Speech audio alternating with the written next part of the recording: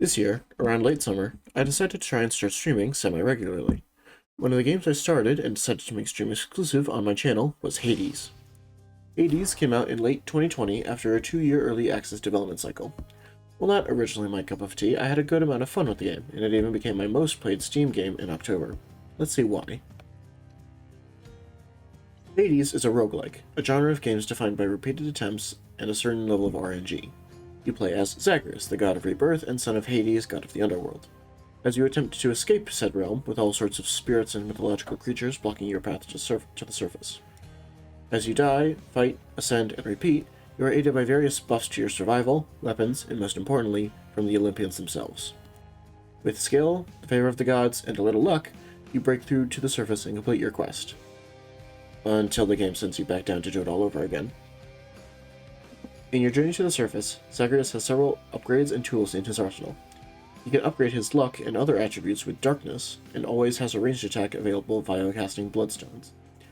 More importantly, however, are the 6 different weapons, which range from the Stygian Blade or Shield of Chaos to an actual gun. Each has a distinct playstyle and benefits from different godly boons, but all are viable, and if you don't like one, you are certain to like another. Speaking of, let's talk about those all-important boons. The available options are Zeus, Athena, Dionysus, Ares, Aphrodite, Hermes, Artemis, Poseidon, and later, Demeter. There is also Chaos, whose boons must be used with the downside until certain rooms are passed. While each god grants useful boons, in my opinion, some are better than others. Especially later on, Athena's deflection and semi-invulnerability or Poseidon's knockback are generally better than Aphrodite's damage reductions or Artemis's critical ability. But they all have uses, especially when compounded with certain weapons. In addition to boons, Centaur Hearts and Daedalus Hammers can improve Zagreus' health and weapons.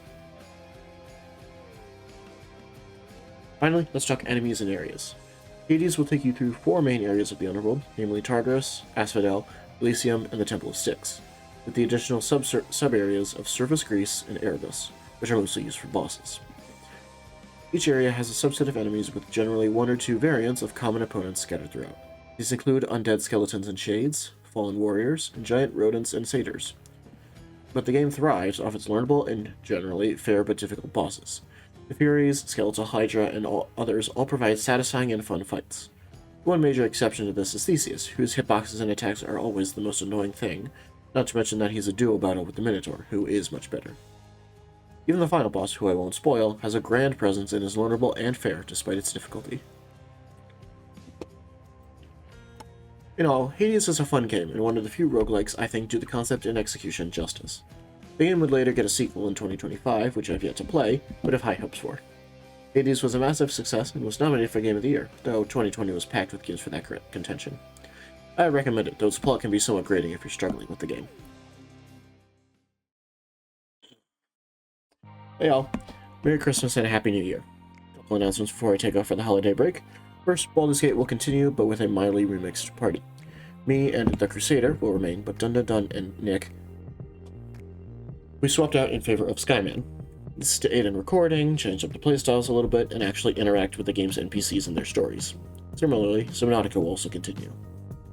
Secondly, next year we'll hopefully see streams continue. The holidays have made it hard for me to keep up with, as well as the semi-consistent return of Saturday uploads.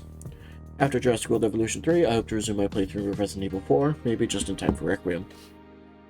Once Monster Hunter Wilds goes on hiatus until its DLC, sometime in the middle of the year, the void will be filled by Monster Hunter Stories 2, followed by 3.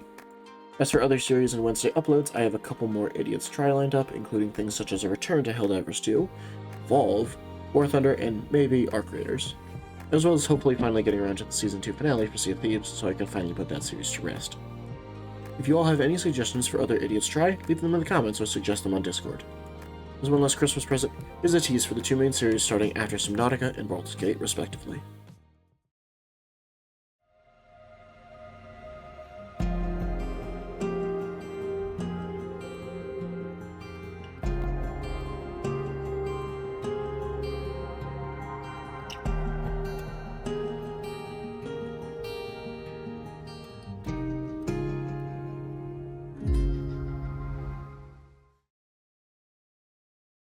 That wraps up today's review and Dino Gamer 13 for the year.